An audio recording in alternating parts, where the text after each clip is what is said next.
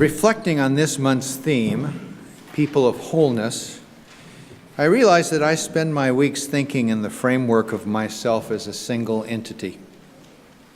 By and large, this mode of living is efficient and productive, if occasionally lonely. Then I come here to our beloved community and I am shown what it means to be part of the whole, part of a people that have common goals such as seeking the truth and honoring the dignity of each individual. A community that allows me to strive to be better. It is with gratitude for this gift that we light the chalice with these words.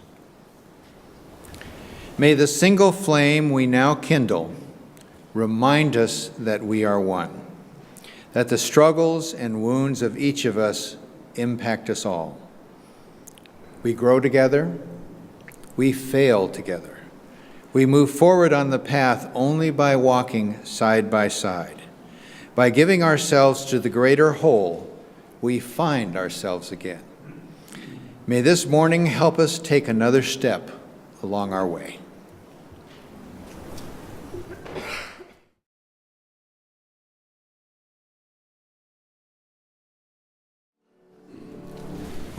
Throughout the year, we hold classes for newcomers to learn about our church and its history, find ways to get involved, and meet others who are considering becoming members.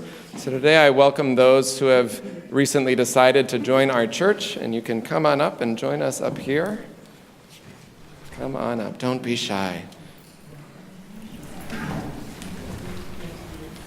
When we welcome new members, it's a seemingly simple act of putting pen to paper, saying welcome, signing your name, and yet still something more powerful happens than that. It's a commitment of hearts to hearts, of joining a community and reconsecrating our commitment to who we are and the values calling us to be who we are called to be. Naming and honoring these new souls among us in the larger family of souls of this church and all souls around the world. I want you to know that this church can be a home for your soul. At least we strive for it to be that. To know that these are your people and the people at the 9 o'clock service and those who are having brunch or at home today that are members here. But these are your people, and together in forgiveness and in grace, in strength and resilience, we will make a home for all souls. This morning at the 9 o'clock service, we were thrilled to welcome Brian Embry, Alex Hagano, and Jen Denz Hagano into our congregation. Today we welcome Lucy Bond, Trish and Gus Braga, Ellen and Gary Klein, and Cassandra Nelson and Jordan Zabel. And they all have some words for you this morning. So we'll start with Gus. Yeah, love that rain. We need it. So we're Gus and... We're Gus and Trish Braga, and I've lived here in Rochester for a little over 30 years, and Trish has been here about 20 years. We've been married now for about 9 years together, and I was made in Taiwan, but raised in Okinawa, Japan. That's where I consider my home. And Trish was raised in Southern California and spent 20 years in Seattle before moving here. We're just very excited to join First UU, and we started coming here about 6 months ago on that first snowy Sunday, if you remember, and it felt very welcome. We love the services and all the activities here, and we've enjoyed meeting you all very friendly folks and are looking forward to becoming involved in justice issues and being part of this wonderful family. Thank you.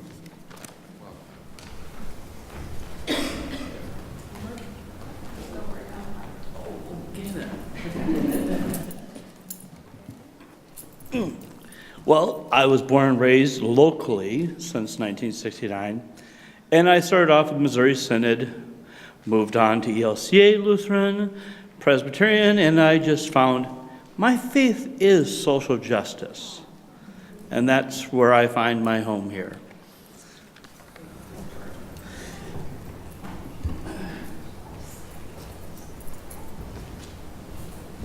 Morning, everyone. I'm Cassandra Nelson. This is kind of like the only place I've ever really fit in because I'm kind of usually not very, I haven't really felt a part of any other place, and I feel very welcome here, and I'm very grateful for everybody for that. And I've been coming here since December 21st of this past year for the the solstice celebration, and I was kind of like my clique to come, and thank you for everybody for being so welcoming again. It's kind of overwhelming. I've never really been a public speaker, so it's my first time doing this, and I'm like, wee, this is not fun. But, but yeah, well, thank you, everybody. So, I guess that's really about it, and I look forward to meeting everyone and being a part of this nice, lovely community. So, thank you.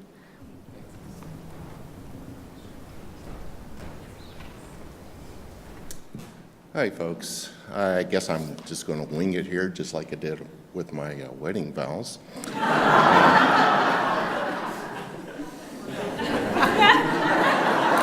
did too. Anyway, I arrived here in 1999, and but I've actually been a Unitarian when I was in Hawaii, previous to here. So there for 14 years, so enjoy the Unitarian Church quite much over there. But it took me a few years to get over to this particular church. I have my reasons, but anyway. This is a wonderful, welcoming community, and I feel very welcome here, and thank you all for letting me be here. Thanks again. And here's my wife.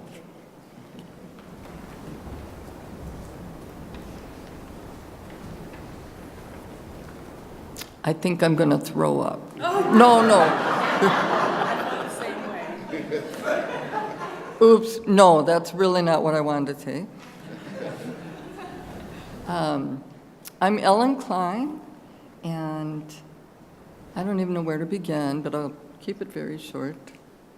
Oh yeah, I always get this mixed up with those Emmy Awards. No. I grew up in the Lutheran religion, where you could not question anything, and everything was done by rote. You know, the pastor would say, da da da da da da da da, and the congregation would reply,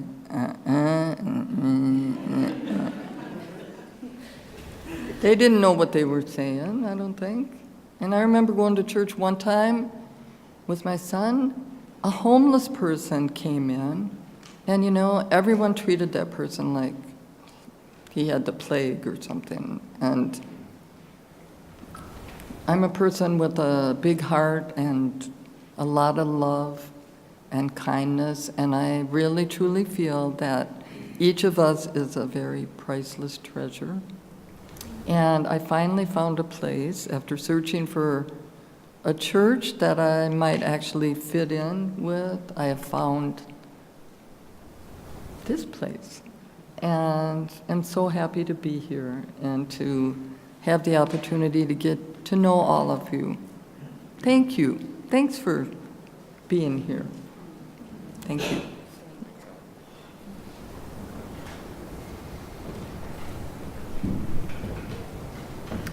Hi, I'm Lucy Bond, and I joined the choir a couple of months ago and got many lectures from Joe on universal Unitarianism. He would point out parts of the song that were true to this congregation. So, and looking around at the audience, I'm also finding a lot of faces that I know from social justice issues in the community, and so I'm finding that the source of that is this congregation, and I'm very happy to join an intentional, inclusive community. So, thank you.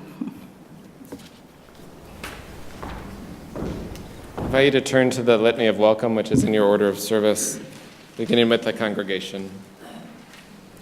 We welcome you into this congregation and into the larger circle of Unitarian Universalism. We welcome your story, your identity, and the gifts that you bring. May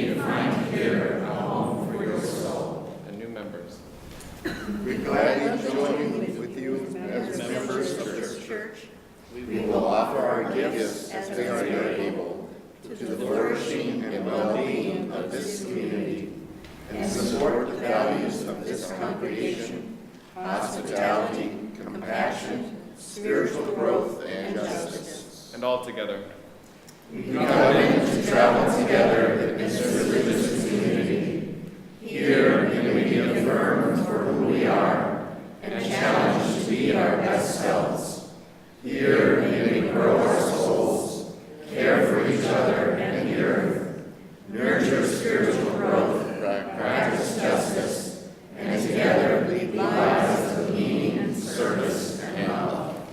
We bid you welcome. And as the congregation sings a blessing to you, hymn number 1 in your gray hymnal, I invite you to sign the membership book on the chalice table and be mindful that it holds 150 years of names of other souls who have committed their hearts and lives to this church, and know that there are many pages left still to be written of new souls to gather among us. We'll sing together as you sign.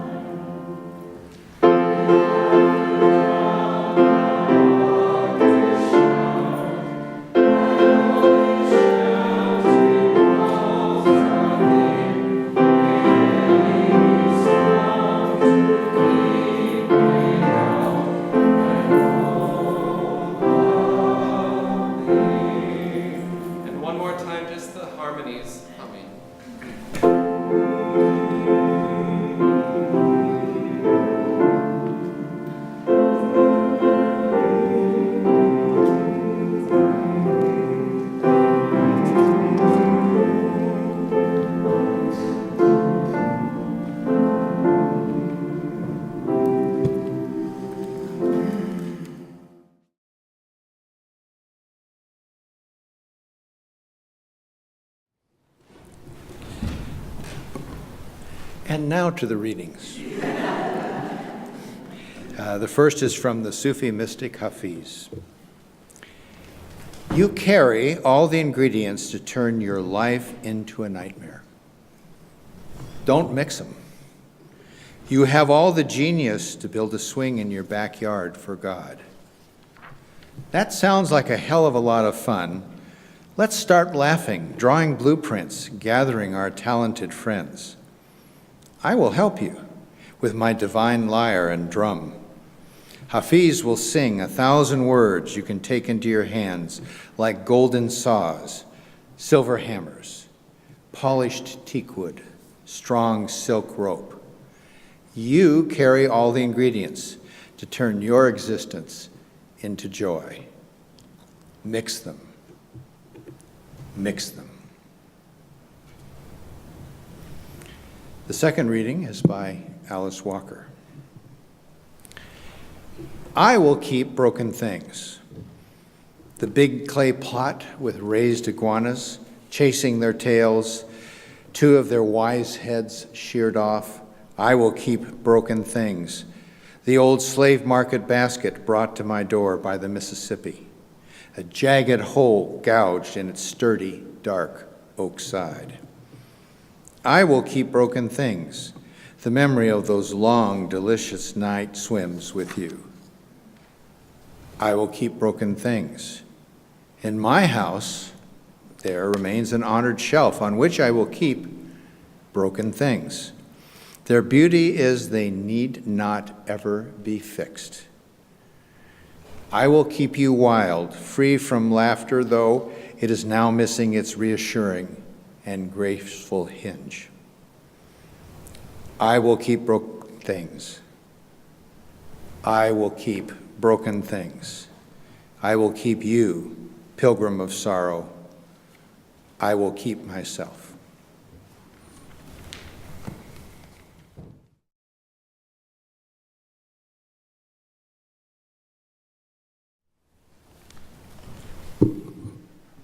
The birds have been coming back. Back to their feeders, back with their songs, filling the morning air like a soundtrack to spring, reminding us that they and we have survived the winter. But they never really left. Some did. Some found quiet homes in the midst of the harsh winter, just like us. Some left, some stayed. And then we all are coming back, wandering into the world now.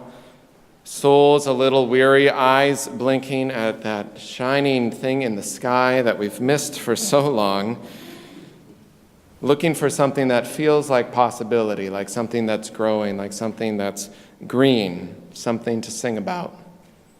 As Langston Hughes writes, it's an earth song, and I've been waiting long for an earth song.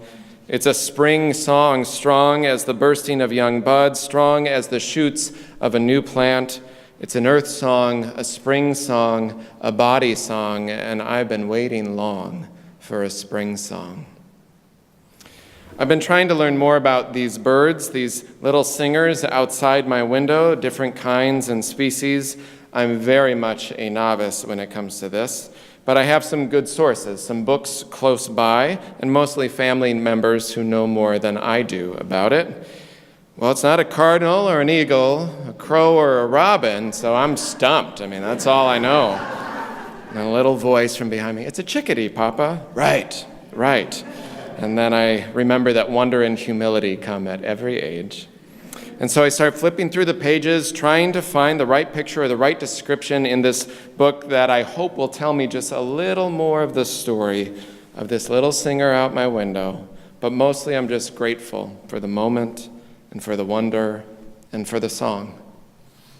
When you hear a song, though, it doesn't just appear out of nowhere. The birds don't just appear out of nowhere for the first time into the spring, out of nothing, and have begun to wonder recently as they've landed on the feeder or the wire or the muddy grass itself or the branch. Where have they been? Where did they come from? What's the rest of their story? How did they spend this God-forsaken winter? What has brought them to this moment, this branch, this day, with enough strength or resilience to find a place to land and to rest and to eat and to break the morning fog with the sound of their song? Because spring, too, just doesn't come out of nowhere. It comes after the fierceness of the winter. It comes with potential, with the ingredients to spring this earth back to life. Spring is coming soon, but not yet, writes one of my favorite poets, Carrie Newcomer. After the snow, but before the buds, she says, before the blooms, the world trembles with muddy possibility. In a world of doing and things to be done, what a wonder to be in the almost, the near, here in the beautiful not yet. We don't just land on the branch and appear out of nowhere, awakening to the morning. We don't just sing a song of hope or love or possibility without first taking the time to learn the notes, without taking the time to claim our voice. Every song has a backstory. Every person has a history, a lineage that hides just under the sound, just behind the picture. In a world where we are not only tempted to, but often encouraged and often actually pressured to portray a certain image of competence, success, that we've got all our whatever together, a sanitized version of our lives, when we know there's more to the story, more than what we post or what we tell. We know that behind the stories we tell, there's almost always more to it. Behind the spring, hopeful song, there is fierce winter and muddy possibility. Before the new buds of spring, the fall leaves fall and drop to the ground. Like a garden that needs to be tended to, taking the soil from last year's harvest and finding the life still in it, but also knowing new life needs to be added and new seeds to be planted. And for a while, to get any good sense, any good nourishing hope of life and growth, sometimes you have to dwell in the mud for a little bit. You have to wait there and work there and hope there that something will come of this, hopefully something good. Some learning, some growth of mind or spirit or heart, some compassion from being in the dirt. Some song, whether it's joyful or soulful blues, will be rooted in that dirt and in that backstory and in that fuller picture of who we are. Because the fact is, more than one thing can be true at the same time. You can have more than one feeling at the same time, more than one experience. Being human isn't cut and segmented into slots of joy and sorrow, time-stamped and closed into moments of happiness or grief. These things are woven fine within us and in the air we breathe. All of these tattered and frayed scraps that make up a life, the only thing that holds us together, it seems, are the broken pieces that we've picked up or found along the way. In one moment, you can have joy like a fountain and tears like the raindrops, pain like an arrow, strength like a mountain, and the separation between those is no greater than breathing in and breathing out. Wholeness is our theme this month. And it isn't about perfection, far from it. Wholeness is about understanding that our lives, our hearts, our world is made of many different stories. And so often the songs we sing, the things we post, the stories we tell, we're pressured into trying to ignore or fix or hide the very things that make us human. Imperfection, failure, pain, brokenness, sadness, despair, the harsh, messy, muddy realities of this world and this life, which so often are what create our resilience or strength, our perspective. Any ingredients that we have for compassion and love and hope are mixed in the rich soil of our whole lives. All that we are, whole, broken, beloved, all of it. Religion has used the language of wholeness and brokenness for centuries in ways that have controlled and manipulated and haunted people. And yet, it has also been able to hold, in certain pockets of religion or culture, this language of wholeness and brokenness. It's been able to hold the complexity of what it means to be human. Too often, the most beautiful ancient religious teachings are lost in the cultural rubble that has come with conquest and crusades and abuse of power, leaving souls longing for wholeness, convinced they are depraved or evil or sinners or damned to hell. But some of the most ancient teachings, recovered by some traditions today, not all of them, have always celebrated the wholeness of our humanity, the whole story, not just the good parts. The old teaching of being born in original sin, which is a little hard to talk about sometimes in Unitarian Universalist churches, but we'll get through it, it'll be okay. It was corrupted and twisted over centuries into cruel teachings about human dignity. But it had been used by some of the Jewish mystics as metaphor and story simply to express why we fail to be our best selves sometimes. Why, in the way Hafiz did, said, we are born with the capacity, the ingredients for both good and evil. Or as one Russian philosopher said, the line between good and evil goes through the center of every human heart. It means we have the capacity, the ability to err on the side of individualism and pride and ego. We have the capacity and the ability, the ingredients in our beings, in our lives, to cause harm to others and to ourselves and to the planet. And we do. But that's not the whole story.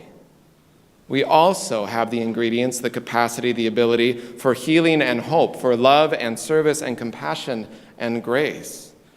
Unitarians and others have celebrated some of those earlier teachings that there is wisdom and beauty in logic and reason and science and culture and arts and poetry for centuries.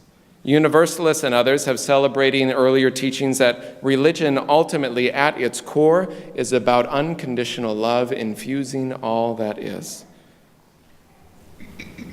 There's an old word from universalism that actually is a taproot and core of our tradition, universal salvation.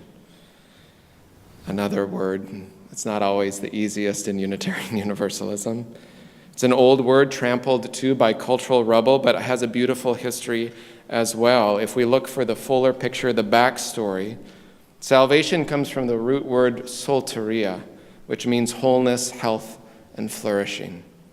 Salvation also comes from a root word meaning salve, like a wound, something that is healing to a wound. To be whole, or dare I say, to be saved, to have salvation in this early Universalist teaching, is the idea that all people are held in eternal, immortal love. That is the teaching of Universalism at its core and in its history.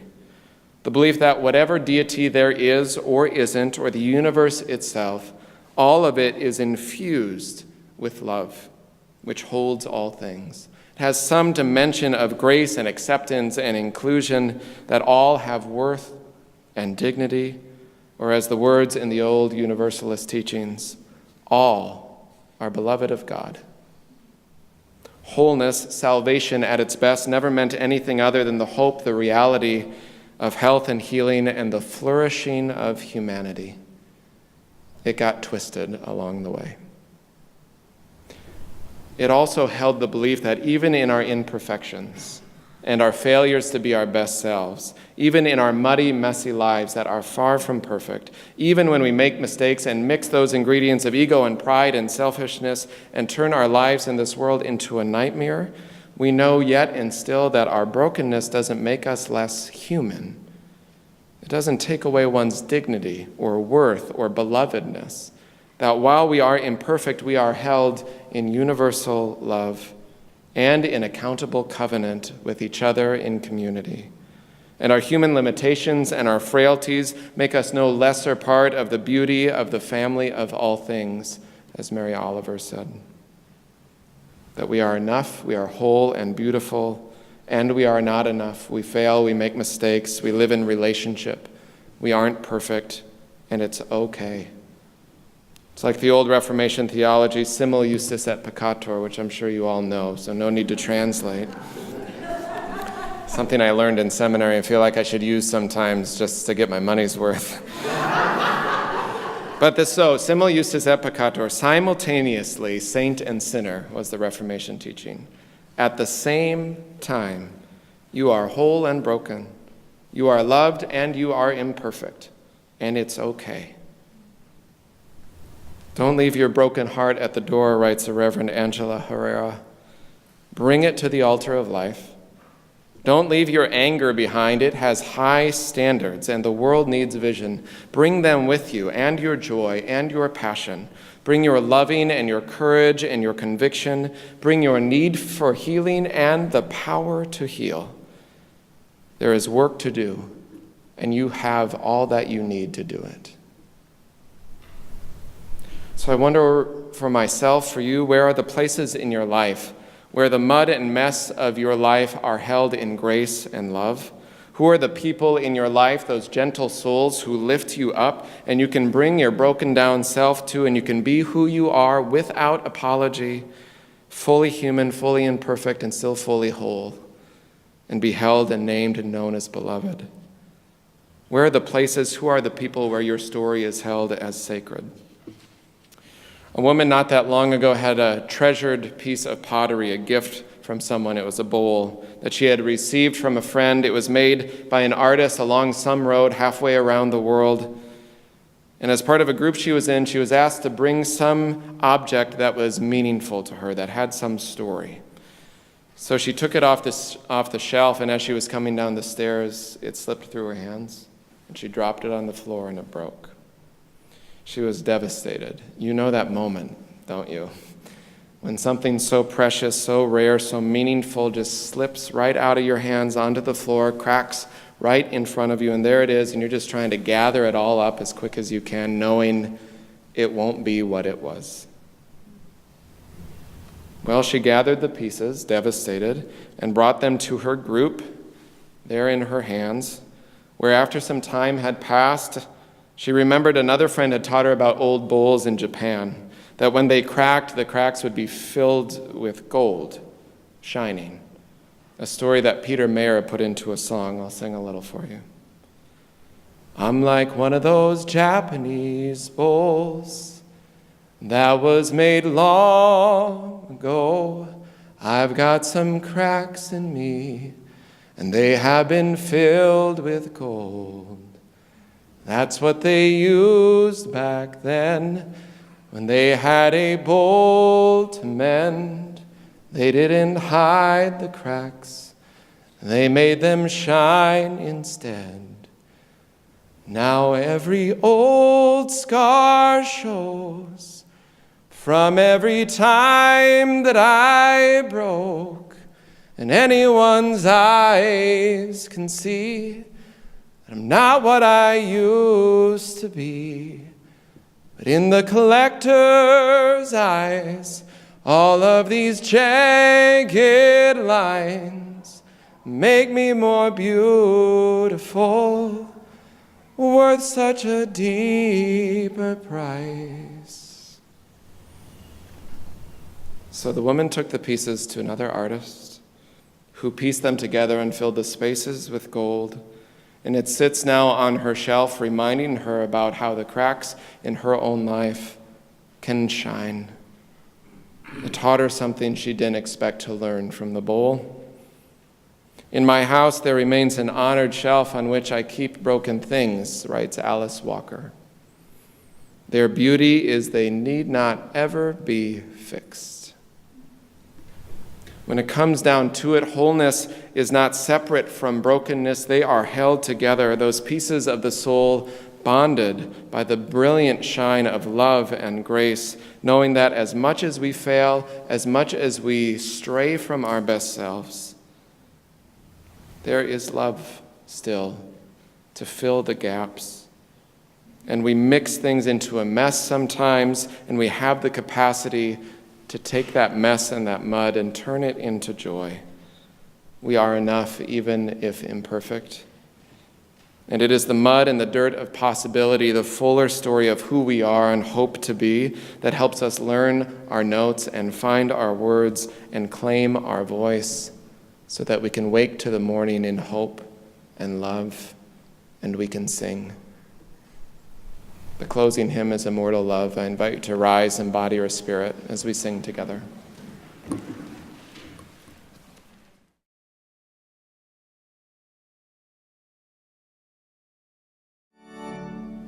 invite you, as you're comfortable, to join a hand next to you. Place your hand on your heart and breathe deep the breath of life.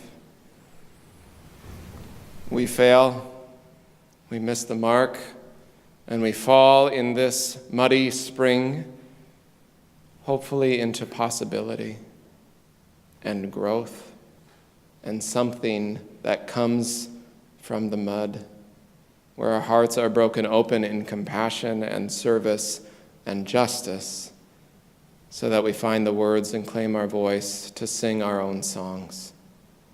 Amen.